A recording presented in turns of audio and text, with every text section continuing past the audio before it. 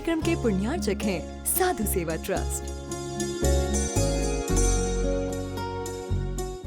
सभी गुरु भक्तों का एक ही प्रण, साधु सेवा और समर्पण।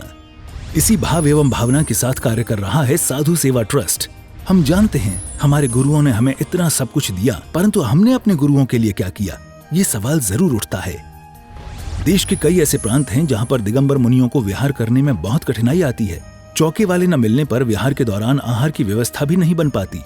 कई गांव व शहर आज भी ऐसे हैं जहां साधु संतों के चातुर्मास नहीं हुए हैं। इन सब को देखते हुए श्री साधु सेवा ट्रस्ट का उदय हुआ, जिससे दिगंबर मुनियों के आहार, विहार, प्रवास आदि की व्यवस्था को सुचारू रूप से बनाया जा सके, जिसके माध्यम से हमारा समाज, धर्म, संस्कृति सब सुरक्षित रह सकते हैं। क्यों न हम भी अपनी चंचला लक्ष्मी का सदुपयोग करें एवं अपने सच्चे गुरुओं की रक्षार्थ हेतु आगे आएं। योजना: परम संरक्षक 1,11,111 रुपए, वरिष्ठ संरक्षक 51,151 रुपए, संरक्षक 31,131 रुपए, आजीवन सदस्य 21,121 रुपए, सदस्य 11,111 रुपए, आजीवन मासिक दान दातार 500 रुपए। खाता विवरण: account name VVSP Sadhu Seva trust, bank name HDFC bank limited, account number 50200073358170, IFSC code HDFC 0001273, trust PAN card AADTV 8567E, mail ID vvspsadhusevatrust@gmail.com।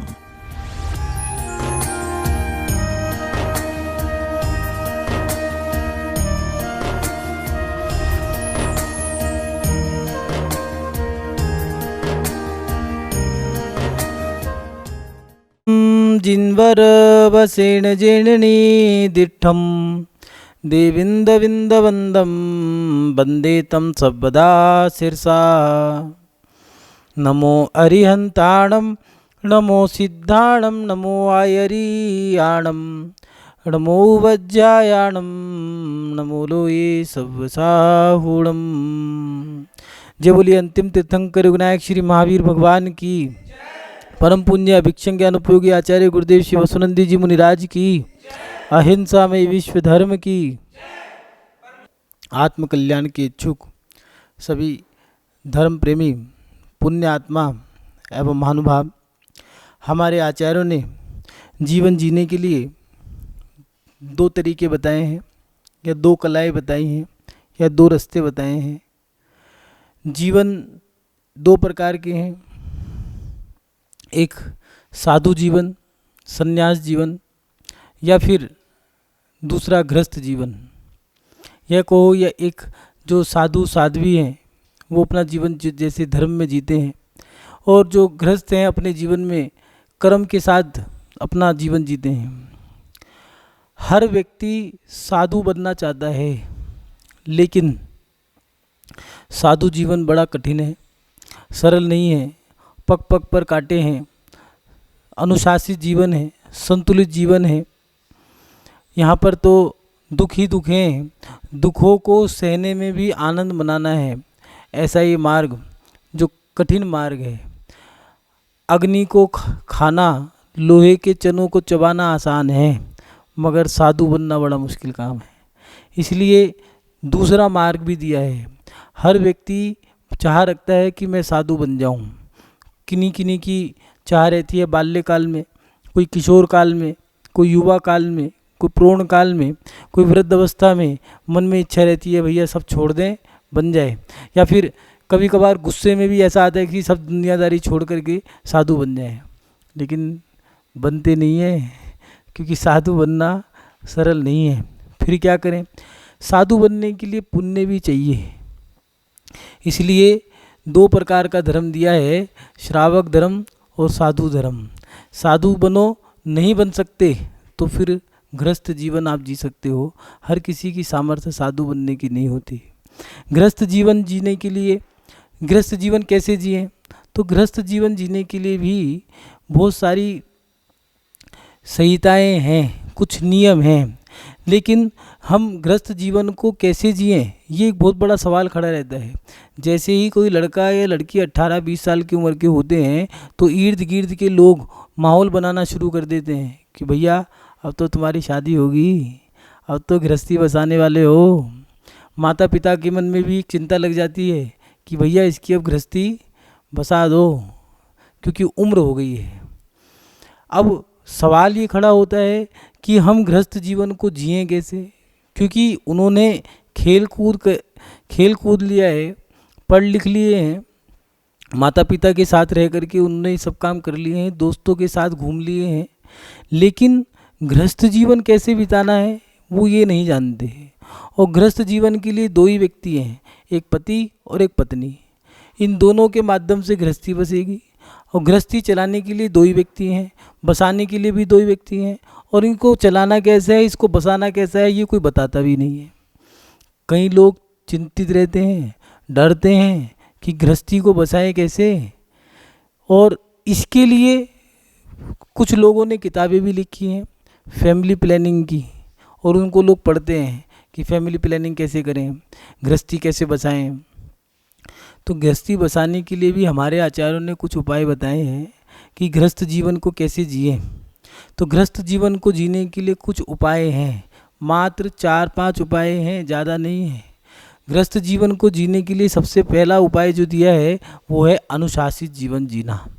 अगर आप गृहस्थ जीवन की ओर जा रहे हो, अभी तक तो आपके माता पिता ने, आपके मास्टर ने, आपके अध्यापकों ने, आपके दोस्तों ने, आपके भाई बंधु कुटुंब बांधवों ने ये अनुशासित जीवन आपको जीने में मदद कर दी, आपका अनुशासन बना दिया। लेकिन अब आपको अनुशासन में रहना होगा, अनुशासित जीवन स्वयं जीना होगा, दूसरा कोई नहीं बनाएगा आपका अनुशासन।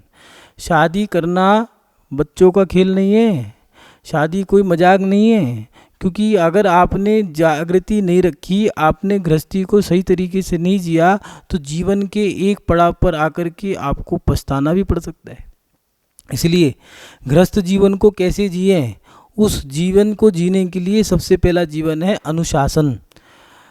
वो अनुशासन भी हर चीज़ का अनुशासन, सुबह उठने से लेकर के रात को सोने तक का अनुशासन।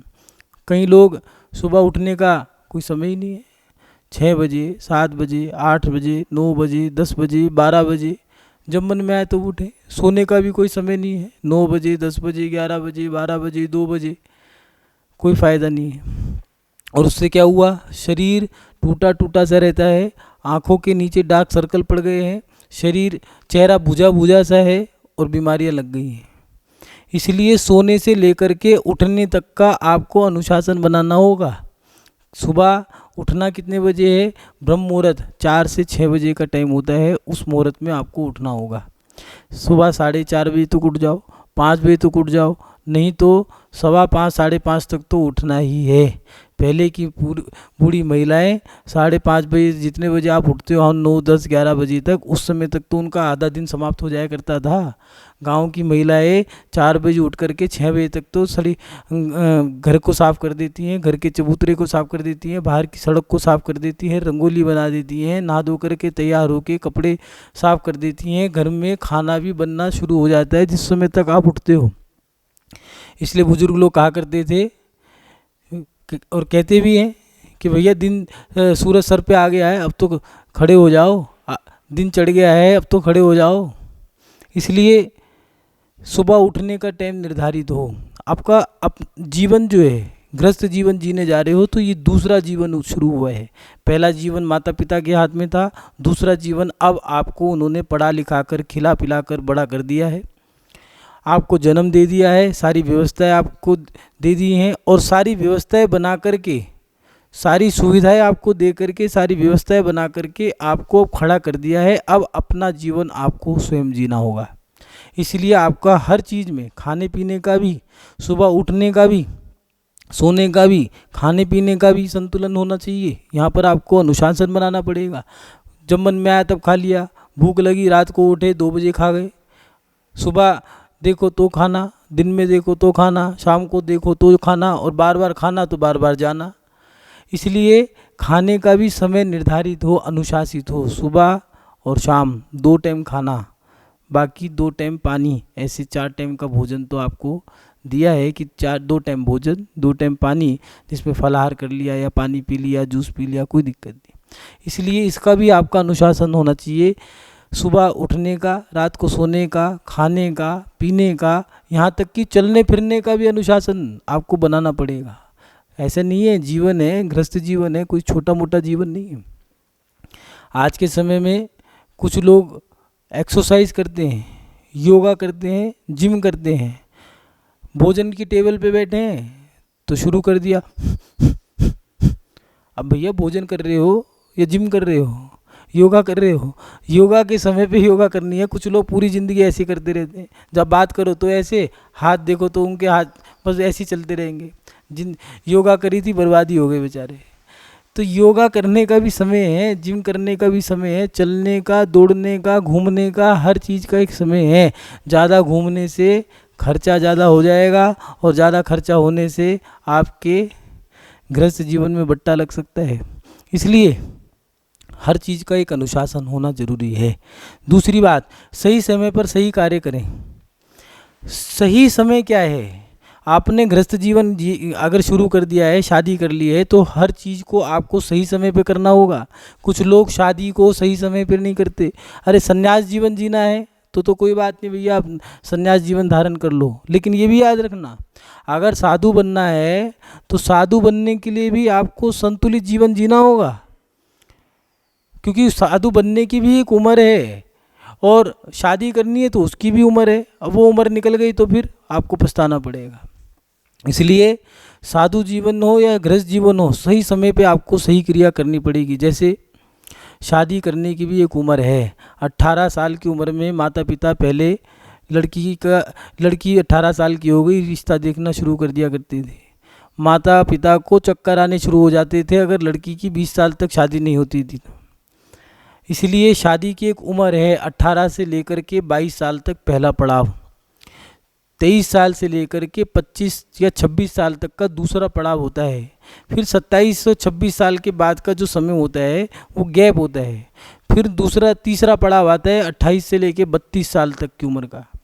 लेकिन इसमें अगर शादी नहीं हुई तो ये आखिरी पड़ाव है। इसके बाद समझौता होता है, या तो डिवोर्सिस या विडो जिनकी शादी नहीं हो रही वो, या फिर समझौता करके आपको शादी करनी पड़ती है। और ये भी देखना कि शादी जब पहले समय पे आप जब कर रहे हो गृहस्थी बसाने का, वो पहला उत्तम मुहूर्त जो होता है उसमें इतने अच्छे अच्छे सुंदर सुंदर रिश्ते आएंगे, लेकिन आपने ठुकरा दिए। सही समय का सही उपयोग करना पड़ेगा आपको। शादी कर ली है तो शादी करने के बाद बच्चा भी आपको सही समय पे करना होगा। और आपने संतान तो कर ली है, लेकिन संतान मात्र एक करी है। अब एक संतान तो कर ली, लेकिन अब उस संतान को बड़ा करने के बाद पश्चाताप भी करना होगा। क्यों? अब एक संतान है, उम्र आपकी 50 साल की है, उसकी उम्र 25 साल की या 30 साल की है। आपने सही निर्णय नहीं लिया समय पर, और चाहते तो 2 या 4 या 5 संतान कर सकते थे, लेकिन आपने एक संतान करी। अब आप उसी के भरोसे हो। हंसे के या रो के जैसे भी रहोगे रहना पड़ेगा। वो रुला के रखे या हंसा के रखे, आपको रहना पड़ेगा। क्यों? एक ही ऑप्शन है, दूसरा कोई ऑप्शन ही नहीं है। पहले तो 10-10, 15-15 ऑप्शन होते थे, किसी के पास भी रह लिया करते थे। उनको भी पता था कि माँ बाप हमारे बसर नहीं है भैया, इनको हमारी ज़रूरत नहीं है, हमें इनकी ज़रूरत है, इसलिए इनके चरणों में रहना पड़ेगा। लेकिन आज बच्चों को पता है, मैं यूँ, एक लड़का एक लड़की, बाबूजी आए बेटी को ले गए, 2 चुटिया वाली आई बेटे को ले गई, अपन तो ठन ठन गोपाल रह गए। इसलिए सही समय पे सही निर्णय आपको लेना होगा। व्यापार में भी कुछ लोग ऐसा व्यापार कर लेते हैं, पछताना पड़ता है। जैसे मोबाइल के आने से सबसे पहले डाकिया बर्बाद हुआ, नौकरी ख़त्म। दूसरा, मोबाइल के आने से फोटोग्राफर, कैमरामैन, उसका काम बंदा हो गया।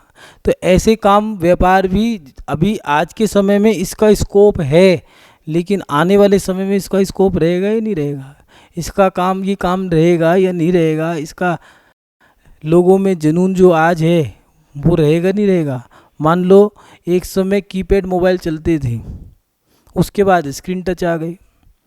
अब कीपैड वाला तो बर्बाद हो गया, स्क्रीन टच के आ गई। और स्क्रीन टच मोबाइल के बाद कोई नई फैसिलिटीज़ आ गई तो इसलिए सोच समझ के काम करने पड़ेंगे। अपने आचार्यों ने खेती का, कपड़े का, बर्तन का, रत्नों का, ये 4 व्यापार बताए हैं। जिंदगी भर कभी भी रुकेंगे नहीं। क्यों? व्यक्ति खाएगा तो है ही, कपड़ा तो पहनेगा, नंगा थोड़ी ना घूमेगा। इसलिए रोटी, कपड़ा, मकान, ऐसे 4 काम तो दिए ही हैं कि अपने जीवन में फसल कम आमदनी है तो खेती का कर लो, और उससे अच्छी थोड़ी आमदनी है तो कपड़े का कर लो, और बढ़िया है तो धातु का काम कर लो, लोहे का इत्यादि का। नहीं तो सोने का, रत्नों का व्यापार है, एक रत्न लाए बेचा, अब भैया साल भर कमाने की ज़रूरत ही नहीं है। इसलिए सोच समझ करके सही समय पे आपको सही निर्णय लेने होंगे। नौकरी भी करनी है तो नौकरी करने की भी एक उम्र है, व्यापार करने की भी एक उम्र है। अब बच्चा 28 साल का हो गया है, 30 साल का हो गया है, व्यापार नहीं किया, कोई नौकरी नहीं कर रहा है, पिता इसी चिंता में मरे जा रहा है। बच्चे 3 हैं, तीनों निठल्ले, तीनों खाली हैं, कोई भी नौकरी नहीं कर रहा है। कोई एक बच्चा कर रहा है तो उसकी तरफ से संतुष्ट है, 2 की तरफ से चिंता में है। इसलिए सही समय पे सही व्यापार, सही समय पे सही नौकरी, और सही समय पे जिम्मेदारियों का बांटना। जिम्मेदारी बांटने का भी समय है, अगर नहीं बांटी, जिस समय बांटनी थी उस समय तो दी नहीं, और जिस समय आपने दी वो समय निकल गया। आप तो सही समय पे सही क्रियाएं करनी होंगी। तीसरी बात, धर्म और कर्म दोनों में संतुलन बनाना होगा। दोनों के अंदर आपको तालमेल बिठाना होगा, क्योंकि गृहस्थ जीवन के लिए आपके जीवन में एक धर्म भी काम आएगा, क्योंकि गृहस्थ में जो काम बन रहे हैं वो धर्म के माध्यम से बन रहे हैं। इसलिए धर्म और कर्म दोनों में संतुलन बनाना होगा। जैसे सुबह उठ करके पूजा पाठ करना, मंदिर जाना, अपनी आमदनी का कुछ हिस्सा मंदिर धर्म के लिए दान देना, और उसके साथ साथ कर्म में भी आपको संतुलन बनाना पड़ेगा। पारिवारिक सदस्यों में आपको संतुलन बनाना है, धर्म और कर्म। मंदिर का समय मंदिर में देना है, और गृहस्थ जीवन का जो समय है गृहस्थ जीवन में देना है। कुछ लोग मंदिर में जाकर के बैठ गए, 2 घंटे, 4 घंटे, 6 घंटे, 8 घंटे मंदिर में दे दिए, और भैया 8 घंटे तुमने मंदिर के दे दिए। अब जो 8 घंटे बचे हैं, क्योंकि 3 बार 8 घंटे आपको मिलेंगे, 8 घंटे सुबह के, 8 घंटे शाम के, और 8 घंटे की रात, 8 या 24। अब 8 घंटे धर्म के और 8 घंटे कर्म में आपने गुजार दिए। अब आज ज़्यादा समय घर मंदिर में गुजार दिया आपने, तो फिर अब दैनिक क्रियाएं जो हैं वो कैसे करोगे?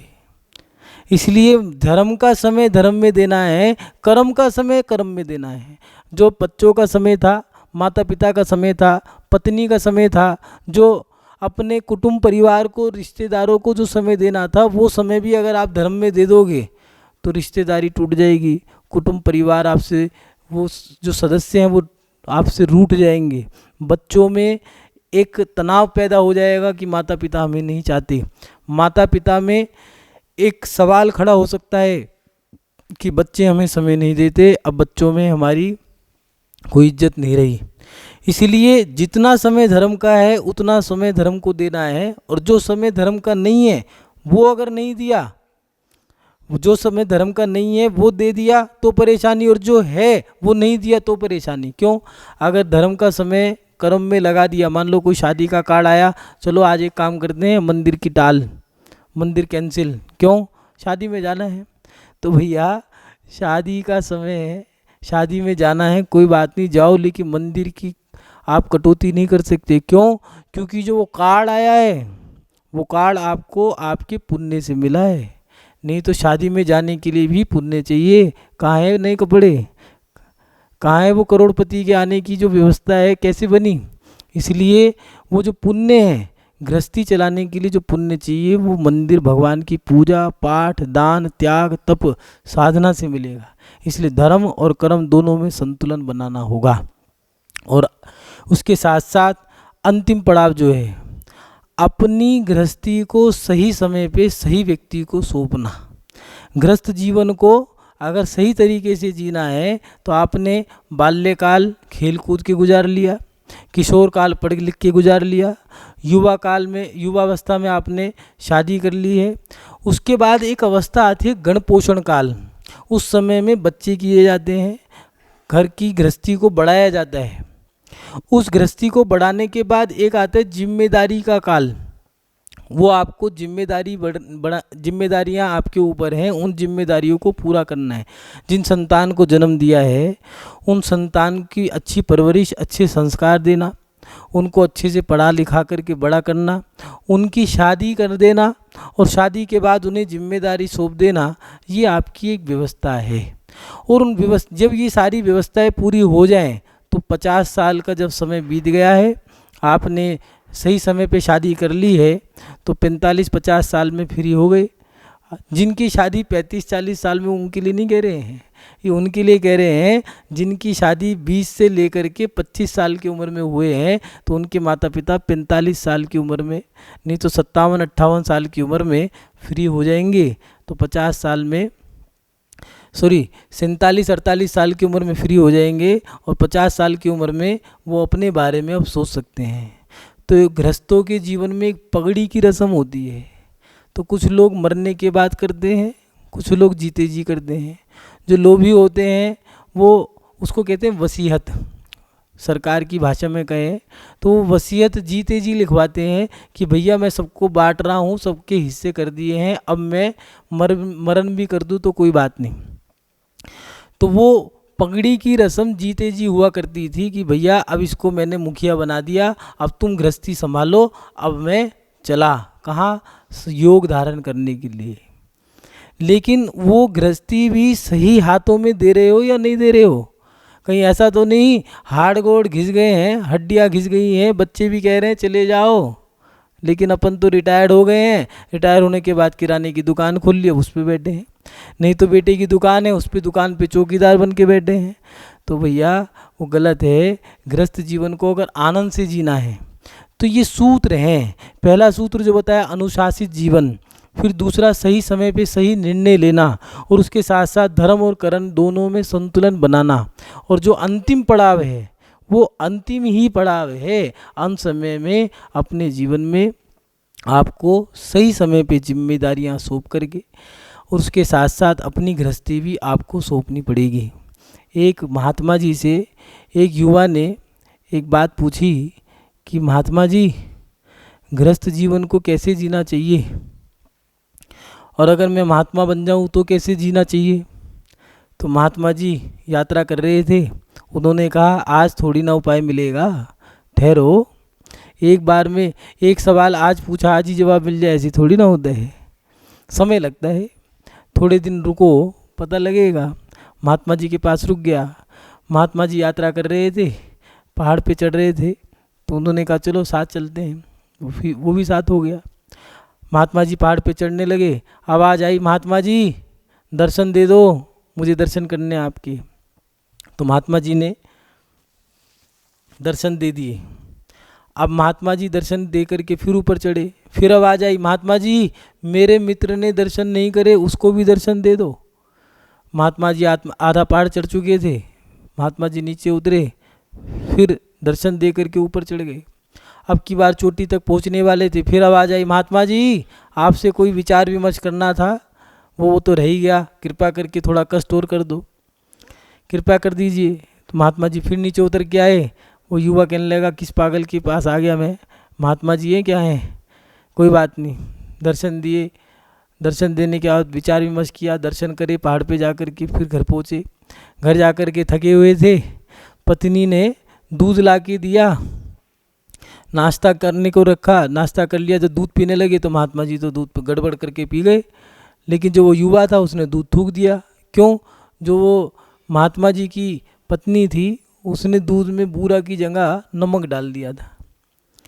अब वो कहने लगा महात्मा पता नहीं कैसे अजीब हैं, कहने लगे महात्मा जी इसमें तो दूध है। वो कहने लगे मैं भी जानता हूँ, मेरे वाले दूध में भी नमक ही डला है, तुम्हारे में भी नमक डल गया होगा गलती से, कोई बात नहीं। महात्मा जी ने दूध पी लिया, दोनों ने, उसने तो थूक दिया, वो चला गया, जाके आराम किया। दोपहरी में महात्मा जी के पास गया और जाके कहने लगा महात्मा पूछना था कि सवाल पूछ के जाता हूँ। तभी महात्मा जी ने अपनी पत्नी से कहा जेठ की दोपहरी, और जेठ की दोपहरी में कहा कि जाओ दीपक लेके आओ, मुझे पढ़ना है। पत्नी ने दीपक ला के रख दिया। तो वो युवा कहने लगा पता नहीं मैं कहाँ फंस गया आके, कैसी कैसी हरकतें हैं इनकी, महात्मा जी हैं क्या है, कोई बात नहीं, जाने लगा। युवा तो ने कहा मेरे सवाल का जवाब दे दीजिए। तो महात्मा जी कहने लगे मैंने तो दे दिया। क्या जवाब दिया, बताया तो सही, क्या बताया? कहने लगे अगर साधु बनना है तो भक्त कैसे भी पुकारे तो उसको तुम्हें दर्शन देने चाहिए। ऐसा साधु जीवन जी सकोगे या नहीं जी सकोगे? और अगर गृहस्थ जीवन जीना है तो ऐसा तालमेल बिठाना होगा कि पत्नी दूध में नमक डाल दे तो तुम कुछ ना कहो, और अगर पति दीपक जेठ की महीने में दीपक मंगा ले तो पत्नी कुछ ना कहे। ऐसा तालमेल बिठा के हमें जीवन जीना होगा। महानुभाव, गृहस्थ जीवन, हम अपने गृहस्थ जीवन को कैसे जिएं? पति पत्नी में लड़ाई हुई कैसे? माता पिता और पुत्र में ठनाठनी हुई क्यों?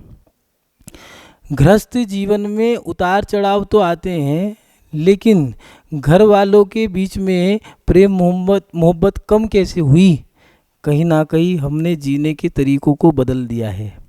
हमारे जीवन के जीने के तरीके हम बदल चुके, इसलिए आज हम परेशान हैं। कारण क्योंकि हमने कहीं ना कहीं कोई कमी छोड़ दी होगी। क्या? कहीं ना कहीं या तो हमारा गृहस्थ जीवन में धर्म से और कर्म से संतुलन टूट गया होगा, या हमने गृहस्थ जीवन में अनुशासन का पालन नहीं किया होगा, खर्चे पे खर्चे करते गए होंगे, या फिर जोड़ते ही जोड़ते गए होंगे। दोनों में कमी है। पहले के लोग कम खाते थे, गम खाते थे, नम जाते थे। आज ज़्यादा होने के बाद भी दुखी क्यों हैं? कहीं ऐसा तो नहीं सुविधाओं को जोड़ने के कारण कहीं रिश्तों में खटास तो नहीं पड़ रही?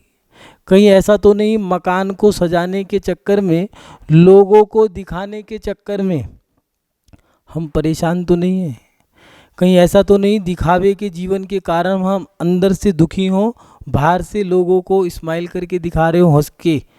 तो महानुभाव, हमें अपने जीवन को अगर सही तरीके से जीना है तो थोड़ा सा अपने गृहस्थ जीवन को हमें सटीक तरीके से जीना होगा। सबसे पहले अपने जीवन को अनुशासित जीना होगा। दूसरा, सही समय पे सही निर्णय लेने होंगे। और तीसरा, धर्म और कर्म दोनों में संतुलन बनाना होगा।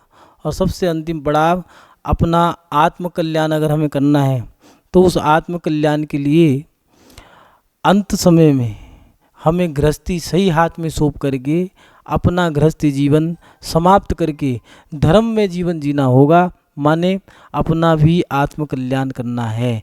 धर्म पुरुषार्थ, कर्म पुरुषार्थ और अंत समय में दिया मोक्ष पुरुषार्थ। माने गृहस्थी भैया मैंने अब तक चलाई, मैंने सब काम कर दिए, मैं पिता भी बन चुका, पिता के बाद दादा भी बन चुका, अब मेरी सारी इच्छाएं पूरी हो गई। बचपन भी देखा, मैंने बच्चे को भी पैदा किया, उसके बच्चे का पोते का भी मैंने बचपन देख लिया।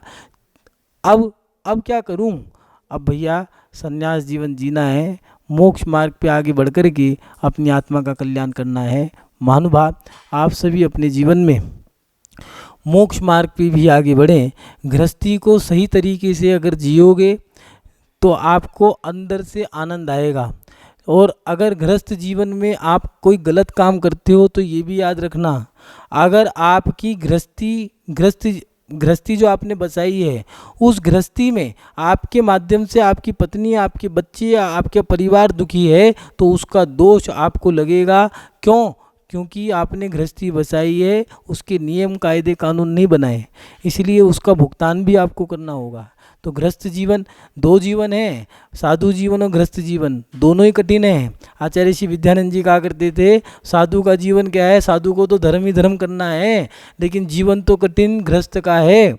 जो गृहस्थ कहते हैं साधु का जीवन कठिन है, उनको हमारा जीवन कठिन दिखता है, लेकिन हमारे से पूछो उनका जीवन कितना कठिन है। हमें तो मात्र पूरे दिन में एक ही रिश्ता निभाना है, मात्र धर्मात्मा का। तुम्हारे तो 1000 रिश्ते हैं, एक दिन में 1000 रिश्ते निभाने हैं। कितने झूठ, कितने सच, कितने कर्म कुकर्म करने पड़ते हैं। तो महानुभाव, ऐसी ये गृहस्थी, जितना जितना इसमें जाओगे इतना उतना उसमें दुख पाओगे। इसलिए नियम कायदे कानून के साथ अपना गृहस्थ जीवन जिए, और उसके साथ साथ जब अंतिम समय आए तो सही व्यक्ति के हाथ में गृहस्थी सौंप करके मोक्ष मार्ग पे आगे बढ़ें, अपना मोक्ष पुरुषार्थ भी करें। इसी के साथ इन्हीं शुभ भावनाओं के साथ अपनी वाणी को विराम देता हूँ कि आपके जीवन में आपकी गृहस्थी अच्छे से बसे, अच्छे से आप गृहस्थ जीवन जिए, जिसके माध्यम से आप अंत समय में अपना मोक्ष पुरुषार्थ भी कर सकें और उसके माध्यम से आप शाश्वत अवस्था को प्राप्त कर सकें। इन्हीं सद्भावनाओं के साथ जय बोलिए परम पूजनीय आचार्य भगवान गुरुदेव श्री वसुनंदी जी मुनिराज की, अहिंसा में विश्व धर्म की। इस कार्यक्रम के पुण्यार्चक थे साधु सेवा ट्रस्ट। 1,11,000 रुपए की राशि प्रदान करने वाले दानदाता परिवार Shri Chandresh Jain Balawat, son of Bhagwati Lal Jain Udaipur, Shri Suresh Kumar Jain Balawat Udaipur, Shri Nikunj Jain son of Sumat Prasad Jain New Delhi.